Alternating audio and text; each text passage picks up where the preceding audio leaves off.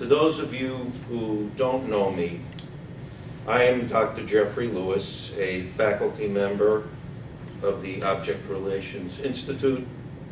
I'm a full-time private practitioner of psychoanalysis and psychotherapy, and a full clinical professor in the doctoral program of psychology at St. John's University for the past 26 years, up until this current academic year.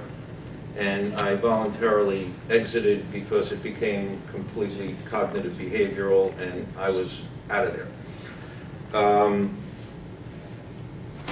I am going to serve as your moderator for today. And, but first, after having introduced myself, let me introduce my colleagues and esteemed panel members for today, each of whom is going to present an aspect of the Jeffrey Seinfeld legacy. And we've divided this into 4 parts. And as a tribute to our fallen friend and colleague, Dr. Jeffrey Seinfeld. First up is Dr. Jack Schwartz, who is going to be presenting the first leg of the legacy, which is an exploration of bad objects and the empty core experience. Second up is Dr. Robinson Lilienthal, who is going to be presenting on Seinfeld's legacy of examining cultural artifacts as tools for personal and professional growth. Third up is Dr. Susan Kavaler-Adler, who is going to be presenting Jeffrey Seinfeld's thinking related to dialectical psychological experience. And lastly is Dr. Ina Rosenzweig, over here, who is going to be presenting on Jeffrey Seinfeld's legacy of spirituality and mindfulness in life and clinical practice. I want to just take a moment just to share with you just a couple of my recollections of Jeff. And I will take no more than 2 minutes to do this.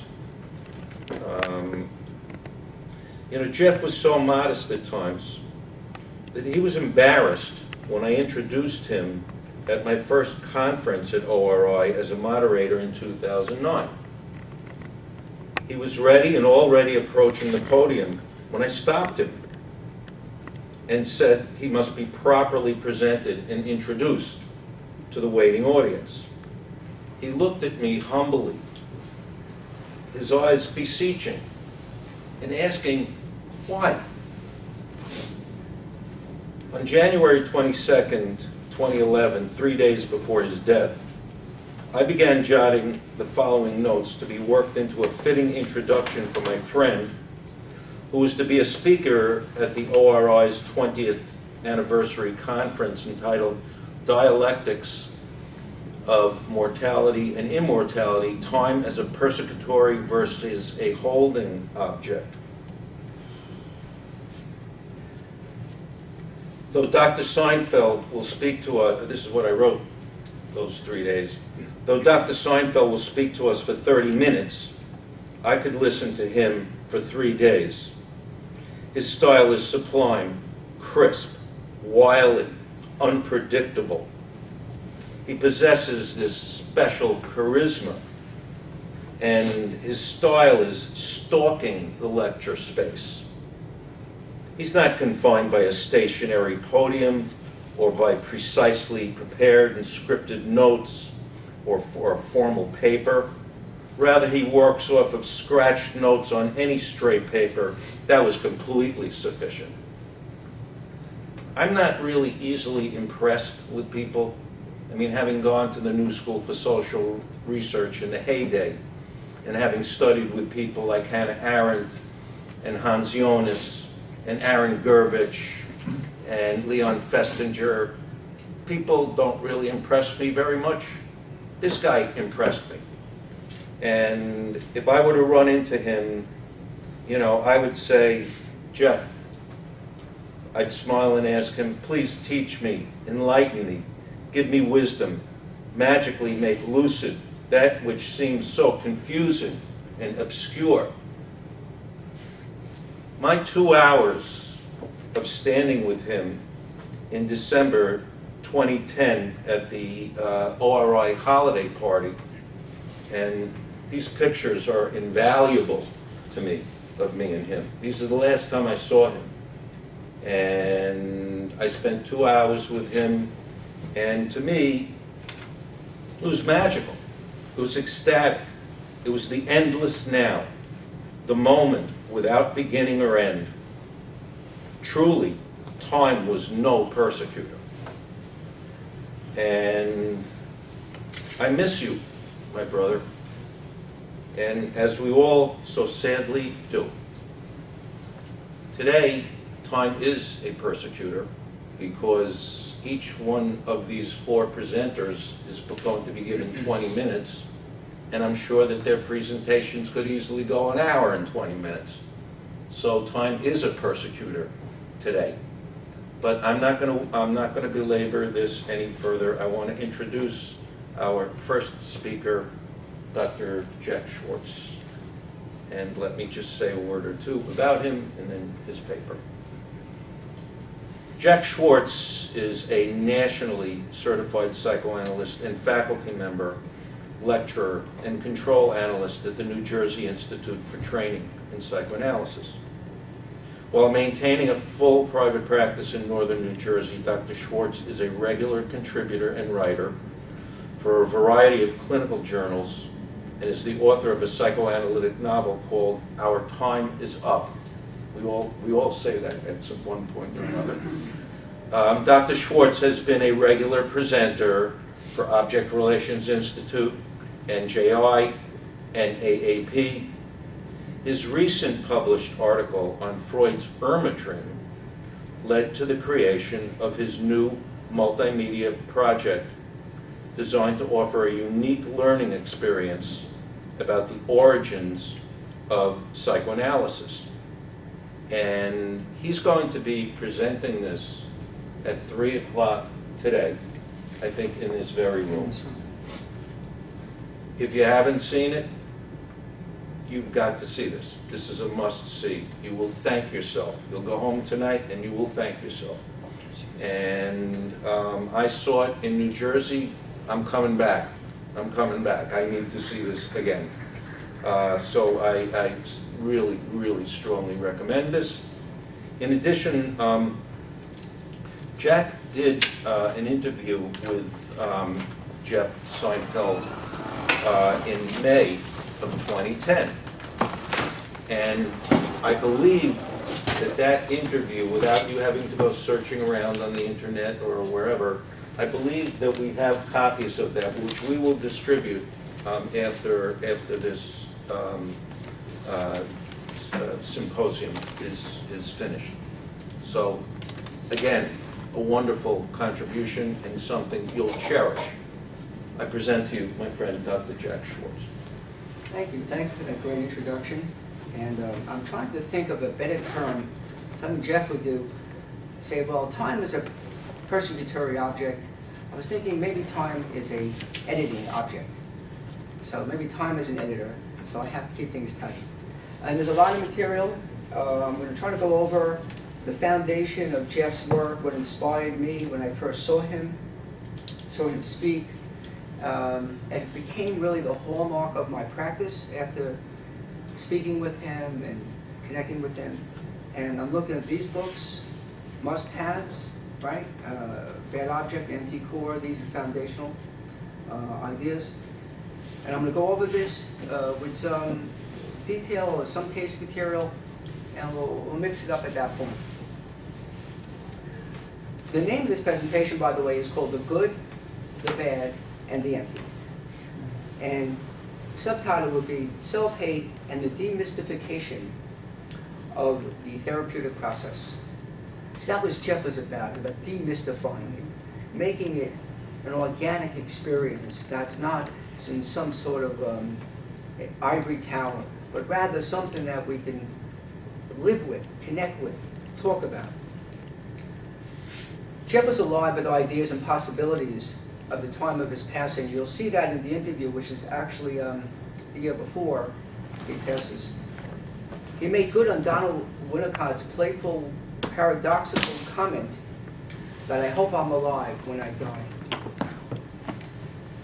I've been given the great honor of having witnessed firsthand the special alchemy of psychoanalysis, clinical acumen, and philosophical musings, along with his incredible passion that defined Jeff's aliveness. He was a contained free spirit, an off-the-cuff academician, and a risk-taker, but knowing all the rules. As many here know, we first encountered Jeff as a great teacher. He saw teaching as a liberating object. Teaching with Jeff had an exciting libidinal element that drew us in, nurtured us, and inspired us to become his adoring audience. Yet despite the adulation and regard, I think Jeff Lewis just said it nicely, he always seemed rather surprised and humble when people took an interest in his work and in him. In recent years, I was lucky to move from more fan to more of a friend, and tragically, I did not have enough time for us to explore that. We even were planning to have a ping pong match at Spin in the city. I'll be talking about the theory and clinical bits, as Jeff loved to do. But before I do that, I want to implant in your consciousness the four pillars of wisdom that hold the structure of Jeff's work together. These four structures are reflected in the key books he wrote, representing an attempt to redefine contemporary psychoanalytic practice and reclaim and reimagine the seminal ideas of Ronald Fairbairn and the British School of Object Relations. That's okay, come in. Okay, thanks. Jeff burst into the scene with a revival and breakthrough work, The Bad Object, Sorry. right? And the negative therapeutic reaction. Reading Jeff's books, I was struck with his humility, playfulness, willingness to offer credit where credit is due. In every book, there's about 6 books, I believe, but in every, the key 4 books, in every book he makes a point to heartily acknowledge those who came before him and how he cherishes their efforts. Ronald Fairbairn looms as a dominant figure in Jeff's thinking. I think he identified with Fairbairn on a lot of levels. Fairbairn was philosophically inclined, a radical, original thinker. So was Jeff. Fairbairn was an outsider challenging the status quo. So was Jeff. A humble, sensitive, self-reflective, less than perfect man. And so was Jeff. It was Fairbairn who coined the schizoid position, meaning split. And ironically, Fairbairn's work was quickly marginalized, split off, if you will, and eventually pushed aside. And then recycled and absorbed into other theories like self-psychology and attachment theory. Jeff saw this injustice and built a body of original work that reclaims as well as extends and ultimately reinvents Fairbairn's conceptual model of the mind and thoughts on pathology. Jeff's work employs a vast knowledge of existential philosophy, along with other key object relational theorists' contributions such as Michael Balint, Wilfred Bion, and Donald Winnicott, of course. Imagine a table, square and firm, and there are 4 legs support the upper structure of that table.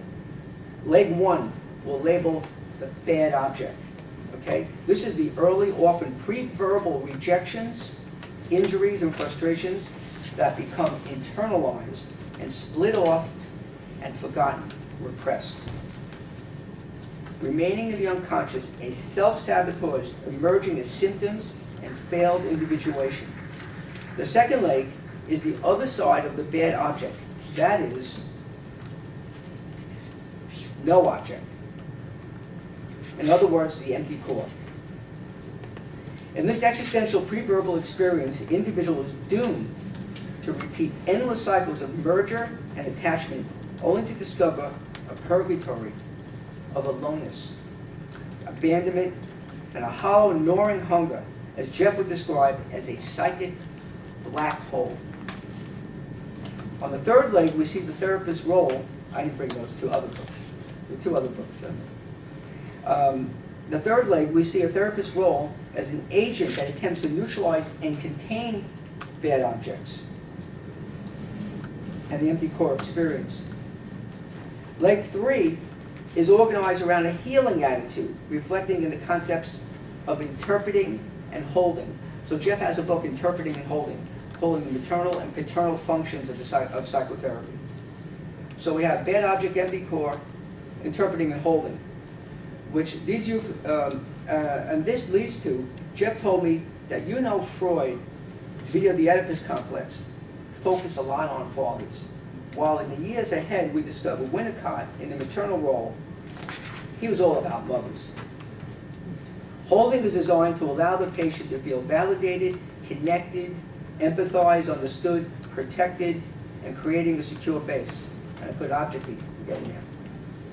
While the interpretive function challenges, penetrates, and reconfigures while exposing the unconscious true self, the often sabotaging narrative, this forms an integrative, transmutative experience, freeing the patients from self-defeating patterns and symptoms. You read his works, you'll see Jeff's with the patient, and he'll approach the patient very sympathetically, really almost Rogerian in a way. There's a connection to him, and then he'll interpret something, penetrating, but the patient doesn't feel penetrated as much as they feel really understood, and they have this kind of back and forth. Really remarkable. The fourth leg is a healing attitude. So here's a fourth leg now that is called containment function of the therapist. It was one of Jeff's later books, Containment Function, which serve with severe bad objects and empty core experiences which emerge in difficult pathological conditions such as borderline states and schizophrenia, bipolar disorder, eating disorders, and addiction.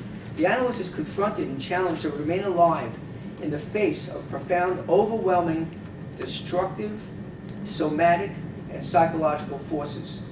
It is, he would say, to not fall into a black hole. The therapist not to fall into a black hole with the patient. It's a containment function. The containment function is at the very heart of understanding the counter-transfer and struggle when working with the most primitive, regressed patients. It is here Jeff builds on Wilfred Bion's idea of the therapist maintaining a Zen-like psychological posture, free of agenda, open to emotional, psychological, unconscious current of what the patient presents. So we can picture bad object, empty core, holding and interpreting, and containment. So if you carry that forward, you now are in Jeff's sphere when you're working with patients and you're working with individuals. This table stands firm and the work can begin. To begin, we get to get clear in our minds regarding the use of the word object. In psychoanalysis, the word object is a mind entity that starts to make an appearance fairly early in Freud's work as an element in the perceptual field that the libido attaches, or the word is cathects, to. The idea is extended in Freud's middle period when he begins to use the word object as an internalized presence in the psychic apparatus. Superego is later called. In psychoanalytic theory, the object always signifies both an inner representation and an outer element. In me, but not in me. Object nearly always denotes both a symbolic idea and an action existing in the context of being, held in place by affects, symbols, and attitudes. So object is considered both a symbolic representation and a process, much like the couch in psychoanalysis. also like in the concept of object relations. So we're looking at symbolic representation and process. Always think that when we're in the presence of bad object and empty core type of experiences, there's always a symbol and a process happening at the same time. Let's talk about the good object. The name of this is the good, the bad, the empty. Right? I grew up watching a lot of spaghetti westerns, so I was drawn to this title. The good object is just what Winnicott would perfectly describe as a facilitating parent. The infant in a state of absolute dependence, which is key, by the way, absolute dependence. I don't think we give that enough play. In a state of organizing its endopsychic system, or way of being in the presence of this caretaking other, which Fairbairn's theory would experience as a balance of need gratification or moderate to intense frustration, forcing the infant internal system to split, schizoid, right, in order to maintain an ideal or optimal attachment. That's always operative. It's happening right now. I'm trying to create an optimal attachment with everyone in the room. And you're going to reflect back to me. Hopefully some mirroring. And then and the experience goes forward. It's always existing. It's really an interesting concept. The good object, so to speak, experiences the infant's needs not as an impingement or violation or enemy or psychic vampire. The good object experiences the needs of the infant in a way to cherish and mirror. And it's easier said than done, by the way. These are things that are very subtle. And the idea of a good object is to engage despite the primitive attacks and remain alive and related while optimally, although imperfectly, gratify the infant's needs. Nothing's perfect. Keeping in mind the individuality of the other. Good objects are reliable, constant, secure, contained. They can handle difference, empathic, intuitive, good listener. In other words, we would hope we would see that in a good therapist, or maybe a good partner, or a good parent. The psychoanalytic psychotherapy is designed to create a paradigm, offset and replace the bad object, setting the stage to repair the most early disruption of the need-connection infant-child paradigm. There's a story about Melanie Klein, which I love. A patient of hers recalled in his treatment by Klein when he was a child. He remembered that from very on the outset of therapy, Melanie Klein, would say all types of things to him. He was no more than 8 at the time, and he had no idea what she was saying. One day he entered therapy. He entered therapy, and after having a very bad day at school, where his classmates were bullying him, he felt very sad. And he started to cry while he was in her office. He recalled Klein sat in front of him, or actually Klein sat by him on the couch and put her arm around him and told him, "It will be all right." That patient recounted, for the year or two I went to her, I don't remember anything that Mrs. Klein said to me, but I do remember that session.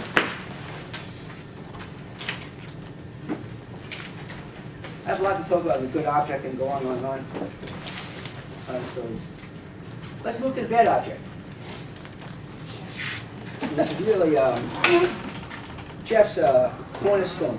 Starts from there. Ronald Fairbairn became preoccupied with the phenomenon that children removed from abusive homes almost inevitably want to return to parental figures who abused them. He searched through libido theory and couldn't find an adequate answer for this. Certainly it was not the pleasure principle or the repetition compulsion at play that would drive these children back to their primary abusive objects. It was in an exploration of these types of issues that Fairbairn formulated the idea of an internalized bad object. It's no small matter to say the concept of the bad object has profound implications in every human relation, but in truth, the bad object, simply put, A bad object is an internal construct that both operates below, unconscious, right, and above, conscious on the surface. The bad object represents a paradigmatic construct that is both influences and even orchestrates emotional, let's think about it, it's emotional, cognitive, behavioral, as well as physical engagement in the world. Bad objects form the basis of mechanisms of defense and psychological emotional symptoms and functioning as internal saboteurs, directly impacting on the individual's capacity to achieve autonomous function. Bad objects can be subtle as a whisper, you're not good enough, or as loud as a cannon. Fuck you. I just want to check out and die. Or projected, you never hear me. You're a bitch, you're a monster. Bad objects operating. Nearly every meeting I've had over the last 25 years, I've been confronted with patients, bad objects, and through relationship activation, my own bad objects. Am I inadequate as a therapist? Am I listening good enough? Do I have enough energy for this? As Jeff understood, bad objects sabotage the flow of things. They break internal linkages, suck the life out of good experiences, interfere with creativity, lead to negative outcomes, and are the forces that ironically bring people into therapy and forces that destroy treatment frame. Bad objects operate like malicious software behind the scenes, slowing down or making the system crash. Or like an angry, sadistic bully, unrelentingly torturing the self when things are going externally well. I have patients who take care of all their personal matters. They come to therapy, have all these problems, and they kind of work out all those problems. Then they have a problem. Get really depressed, really angry, and all this internal, and very self-hating. And that comes to the flow. Because they can't attach it to the world, because the world's going okay. Marriage is going fine, job is going fine. All that hate now is now turned against itself. You see that in therapy. It's interesting. That's what Jeff was referring to, by the way. The bad object and negative therapeutic reaction is the name of the book. That's what he was describing. Bad object experience come in, and he kind of helps them. Then, this therapy goes sideways. Because now we have all this internalized stuff that's now present and contained in the therapeutic relationship. I have pages and pages of this. They're not going to work. So, in my editing object moment, I'm going to jump right to this spot over here, because I got to mention the empty core. Must mention that. It's not all about bad objects. Bad objects, symptoms may occur an even more problematic existential dilemma. That is, no object. Or as Jeff would label, the empty core. The empty core experiences are often seen in eating disorders and addictive spectrum. If you think about it, if you have a self primarily built on identifications, which is key, by the way, I can go over it, we have great detail about that the key defense as an infant, as a young child, is identification. And it's ironic, because the greatest drive theorist post-Freud, the drive theorist, libido theorist post-Freud, happened to be Anna Freud. But ironic is that Anna Freud had come up with the greatest object relational paradigm. That paradigm is that when a child is in an abusive family, it has no defense against the parents or the neglect or abuse, the child has to identify with the aggressor. That is an object relational idea, and by the way, translates into nearly every aspect of psychopathology and somatic problems too. I just want to comment about the empty core experiences. Michael Ballin, who Jeff was a big fan of, wrote extensively on this dilemma, especially in his breakthrough work, The Basic Four. Devoid of primary love, the individual is thrust into a world where nothing feels authentic. The hunger for primary love is never satisfied, and the individual is cast in repetitive cycles to find that love, only to repeat the experience of an existential emptiness. This, of course, is seen in the spectrum of addictions, food, drugs, pornography, gambling, alcohol, sex, to name a few, sometimes addiction can serve as a solution, by the way, to the empty core. You have an empty core with no identity. I have a lot of clinical stuff we're not going to be able to get to. But the empty core, if you're an addict, you're busy. You're not so empty, you're searching for something all day. But then, when there is a breakdown in the addictive process, the bottoming out, in my mind's eye, sometimes we can look at that as a reenactment of the actual empty core.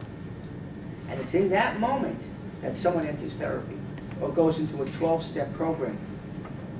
And once they're in the program, they commune with that program and commune with the people in it and the 12 steps. Almost there. Almost there.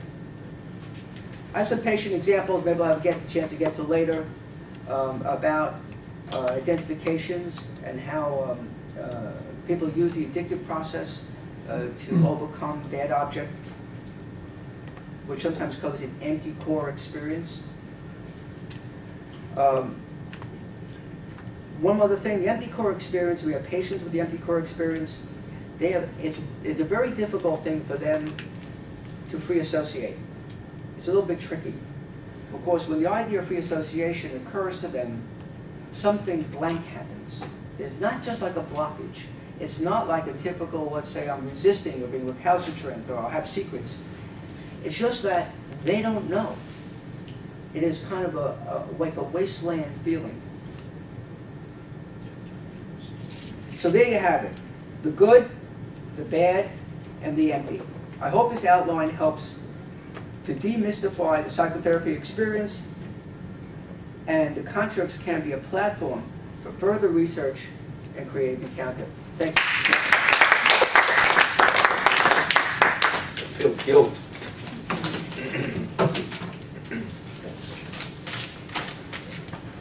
Okay, our next presenter is going to be Dr. Robinson Lilienthal. And let me just say 2 words about him, because I want to save all the time for him. Dr. Lilienthal is a professor emeritus of philosophy, world religions, and applied ethics, including environmental, engineering, biomedical, and business for 30 years, 20 of them at Rutgers University. He is a scholar of Nietzsche and an environmental public policy consultant. He received his doctorate at the graduate faculty of the New School for Social Research. We actually were there at the same time and graduated from there at the same time. I never ran into him, even though I took every philosophy course there that I could possibly do. His doctoral dissertation was on Nietzsche's Anatomy of Nihilism, the philosopher as physician of culture. Since 2009, Dr. Lilienthal is a scientific faculty member at the Object Relations Institute. His first contributions to the Object Relations Institute community were the ones he did together with Dr. Jeffrey Seinfeld on, quotes, the creative use of melancholia. I don't know how many of you were at that, but it was a wonderful presentation. It was terrific. And the 2 of them were planning to go much further with this.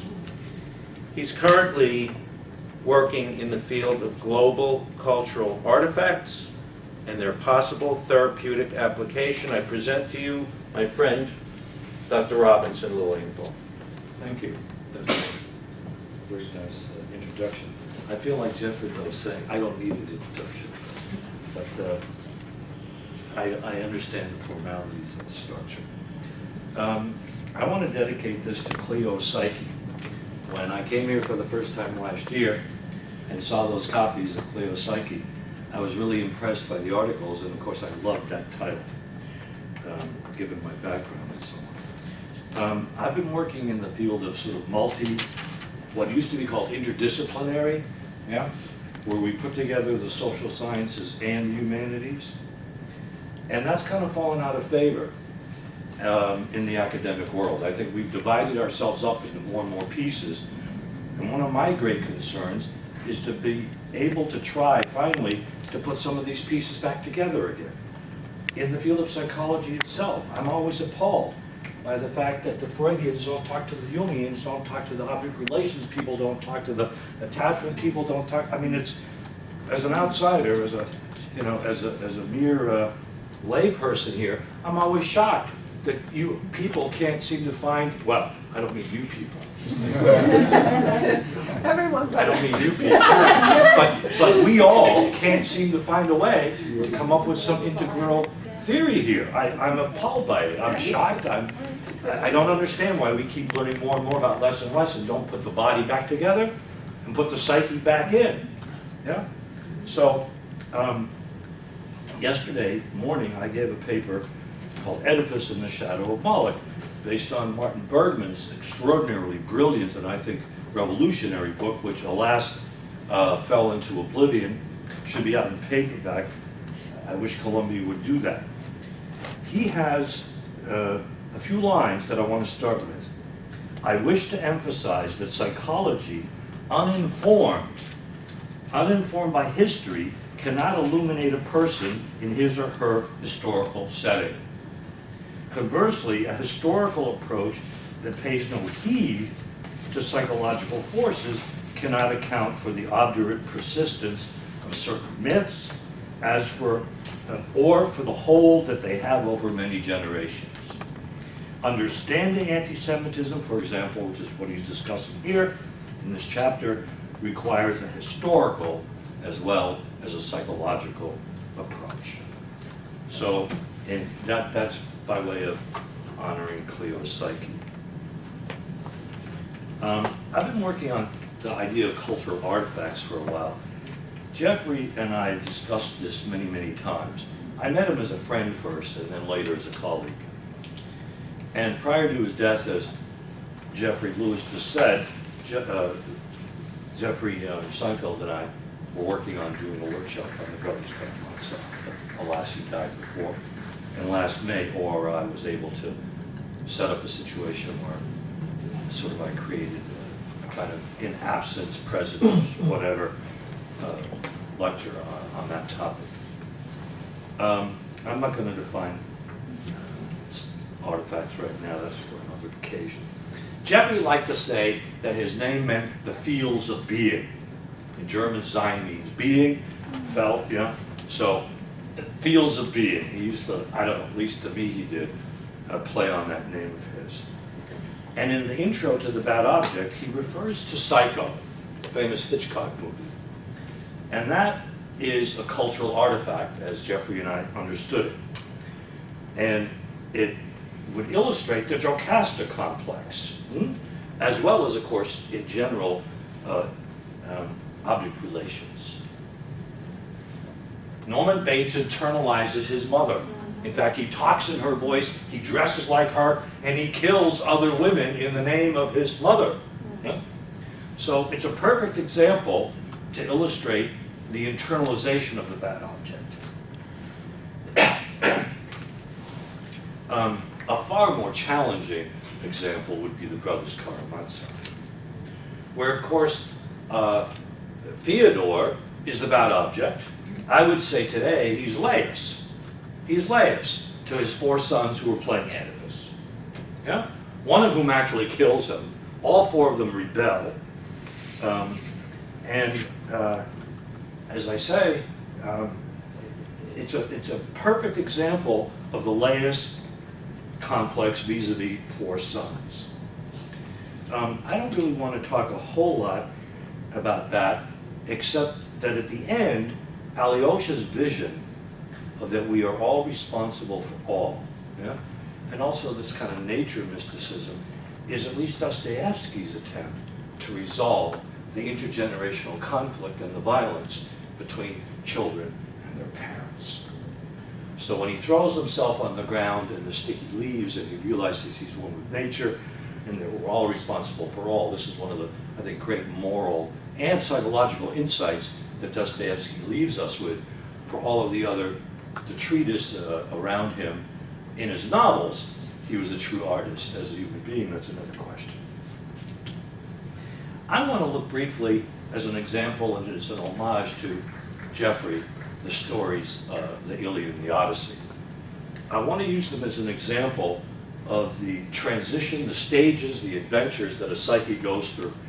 And I would like you to keep in mind the possibility that one way to treat veterans returning from war who are suffering from post-traumatic stress syndrome might be to expose them to the Iliad and the Odyssey. I don't believe anyone has ever thought of that before, come up with it. I'm exploring it. You're the first audience that I've had a chance to share that with. It begins with the wrath of a great warrior, Achilles, who then ends up saying, well, you don't respect me, the hell with that, see what you can do without me. See what you can do without me. Ha ha ha, Agamemnon. And of course we see what happens without him. They get decimated. But then Patroclus, his friend, dies. And suddenly he's back in the battle, he's killing right and left. Very, very, very vivid, medically vivid and accurate descriptions of real battle. Torn limbs, blood spurting out. This is about as bad as it gets in any war battlefield. I don't think there's ever been a more powerful, accurate description of real warfare, man to man. Yeah? Very traumatic material. With the death of his friend, he returns to battle, takes out his vengeance on Hector, the Trojan hero, and then takes that body, ties it to the end of his chariot, and goes around and around with it. He won't return it to his father, Priam, Hector's father.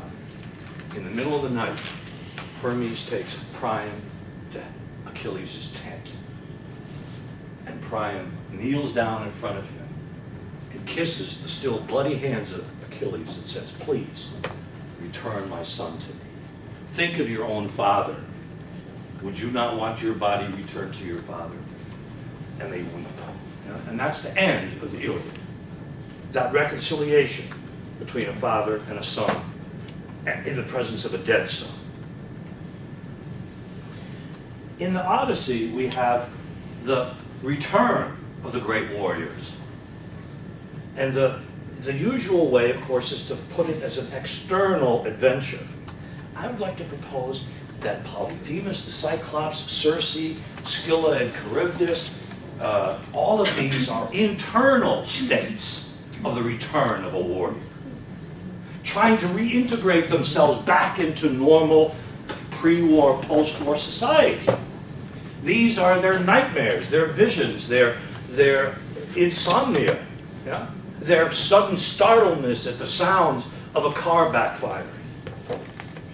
And of course it ends with the great resolution at the end with Penelope, where he finally gets to tell his adventures and the sun is ordered not to rise. Yeah?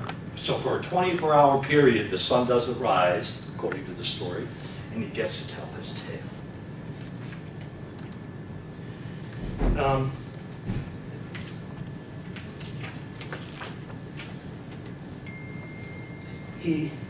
The turning point in the Odyssey is the descent into Hades.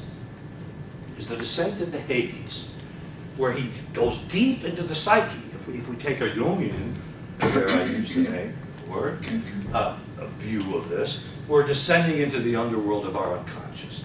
And it's then that he gets the instructions and directions to get back to Ithaca. So these external adventures are all inner psychic adventures. We could discuss, had we the world enough time, what the various elements in this adventure respond to and refer to. But I think given that we're psychohistorians here, most of us could probably figure that out if we contemplated just a little bit.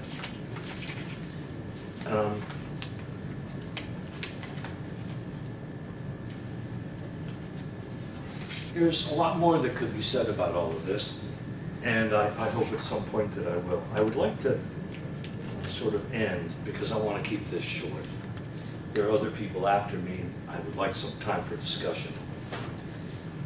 I would like to, I still have 10 minutes. I don't mind.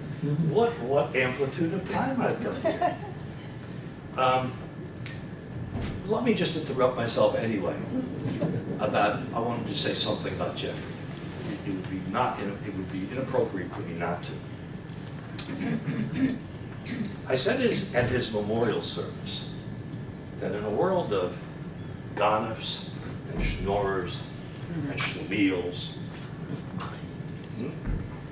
we all know enough Yiddish to know what this means.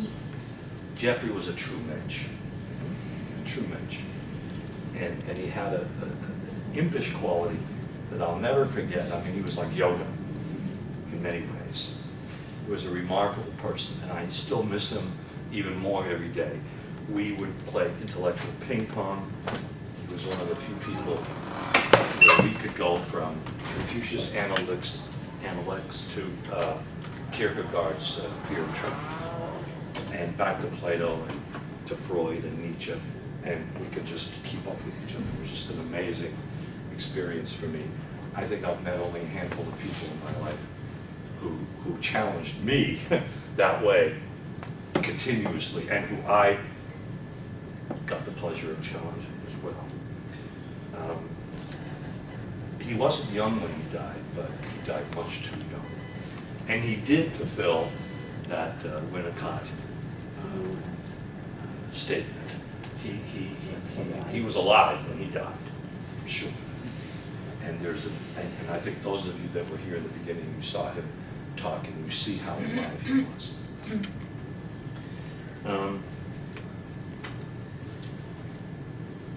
Cultural artifacts are a product of our society. They are the means by which we become humanized. Yeah? We're not born human, we become human in a long, arduous process that can often take a lifetime. Biologically, we're born human, but culturally, we're not. And our long dependency period, absolute dependence for those early years, is the precondition for that.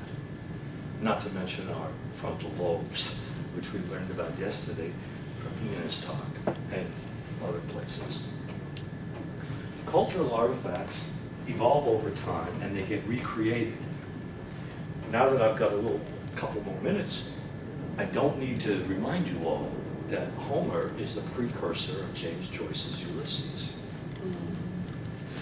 And so, once again, we see a great cultural artifact, the Iliad and the Odyssey, being revisioned into modernity.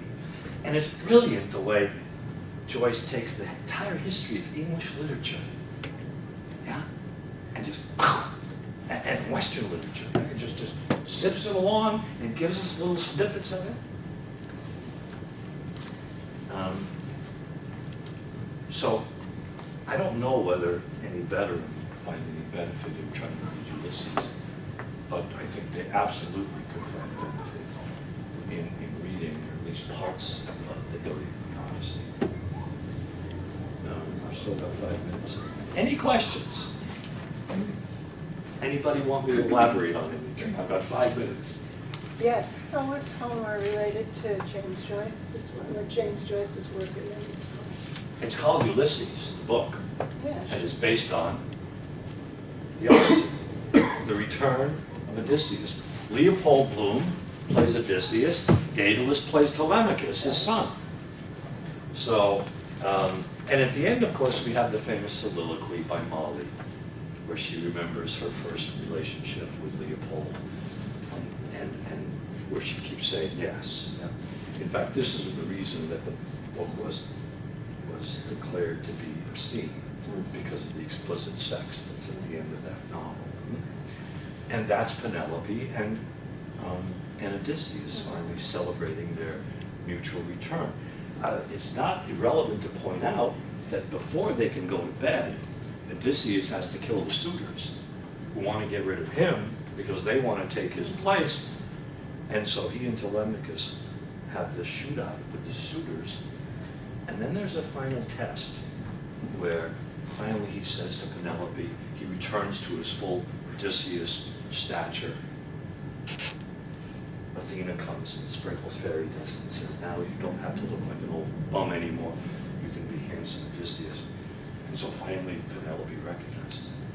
All right, time to go to bed. And she starts to lead him this way. And he says, no, the bedroom isn't over there. Well, what do you mean? What do you mean the bed? I moved the bed, she says, while you were gone. No, you didn't. I built that bed. One corner of that bed is an olive tree that has roots that go down 20 feet. You couldn't have moved that bed. And that's how she finally knows that the man who's returned, claiming to be her husband, really is Odysseus. Thank you.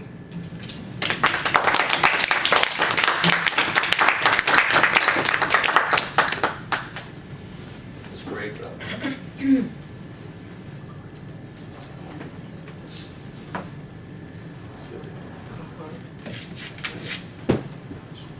Okay, that was great. Okay, our next presenter is Dr. Susan Cobbler Adler. She's in private practice as a clinical psychologist and psychoanalyst, and with the object relations psychoanalytic approach for almost 40 years. She is the founder and executive director of the Object Relations Institute for Psychotherapy and Psychoanalysis in New York City, where she serves as a training and supervising analyst and senior faculty member after teaching and supervising for many other institutes, including NIP. Dr. Kavaler-Adler is a prolific author with 5 published books, 60 peer-reviewed psychoanalytic articles written from the position of an object relations theorist and practitioner, with the main focus on character pathology, grief, mourning, developmental mourning, the demon-lover complex, creative blocks, psychic anorexia, self-sabotage, and relationship issues. Dr. Kavaler-Adler utilizes unique techniques of meditative psychic visualization in her individual and group work. She's going to be speaking with us this morning, and I welcome you to the podium.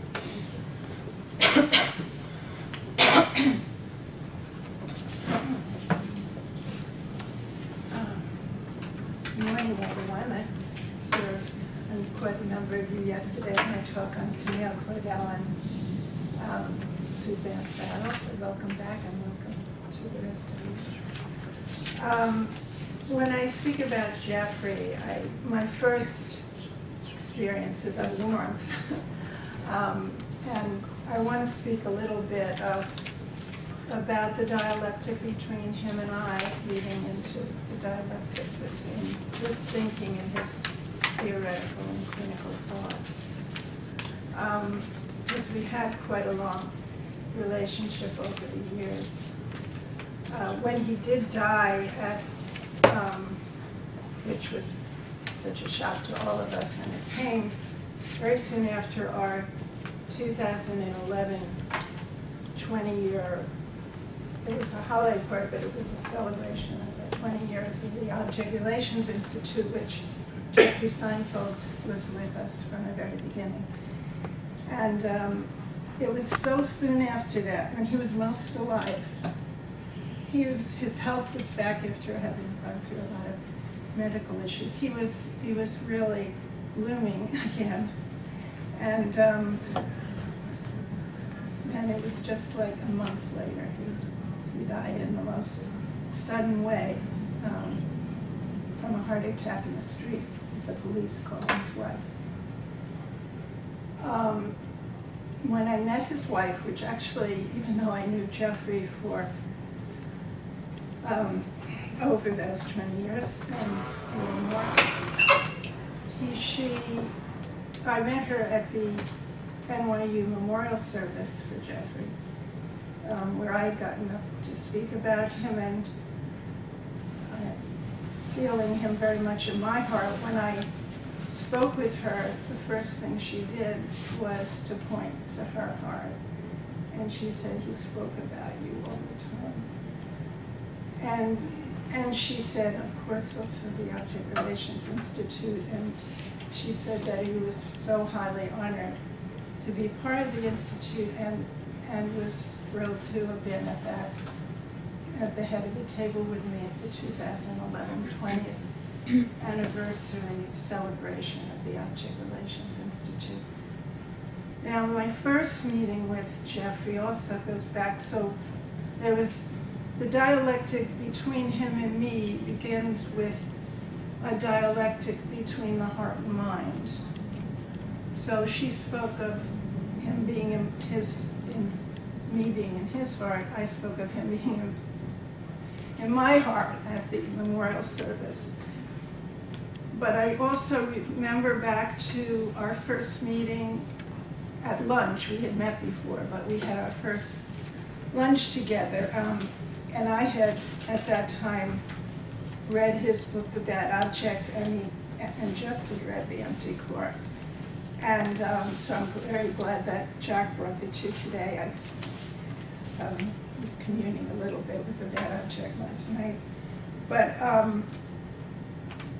it was also, also at the time of, right before the publication of my first book, The Compulsion to Create, now subtitled Women Writers and Their Demon Lovers, at that time called, subtitled The Psychoanalytic Study of Women Artists, having been so many studies of male artists. And Jeffrey had written a review for Routledge, which published it in 1993, in which he listed, what I want to say is that there was such warmth and generosity right from the heart from him towards me, which inspired me so much. So I felt his generosity at this lunch, because not only had he listed all these theoretical contributions he thought that I had in that book, but he said to me personally, you know, Susan, this is such a brilliant book, and what you speak about the father in object relations theory, and everybody's only speaking about the mother. And of course, Jeffrey was a father. I was a daughter of a father, and my studies on women writers, particularly in The Compulsion to Create, did go a great deal into the father. So there was that moment of communion between us when he said that about how much it meant to him that I was writing about the father. And I said to him at that time that I just read The Empty Core, and that when I read it, I felt so moved by some of his cases that I was crying, and there was some movie I was watching also with it, but that I said they kind of all worked together, and I said that I've been crying when I read it, and he said, Susan, I'm really glad that it's not just an intellectual experience. So it's always been a very deeply emotional experience for me with Jeffrey. But of course we did share so much intellectually, and we shared also a very strong belief in certain values about the British theorists and the integration of them and the education of teaching them as a dialectic. He said to me that, you know, in England, Klein and Winnicott had been so polarized, and he said, you teach at the Object Relations Institute, all of them, you know, Klein, Winnicott, Fairbairn, Michael Bell, and other ones he taught also, and he said it's so important that you have that openness to teaching all of them, and how they, of course we both agree very much, and how you put them into clinical practice. Because when I was teaching at other institutes, before I founded the institute, I founded it because of an educational purpose, which was a curriculum I wrote. That's how the institute started. It wasn't a political thing where we split off from another group and started a new institute. It was my educational desire to put into teach each of the British theorists and not only teach about their theories, but really how you put their views into clinical practice. And that's why we needed a whole curriculum on the British object relations theorists and the American theorists, which included you and I.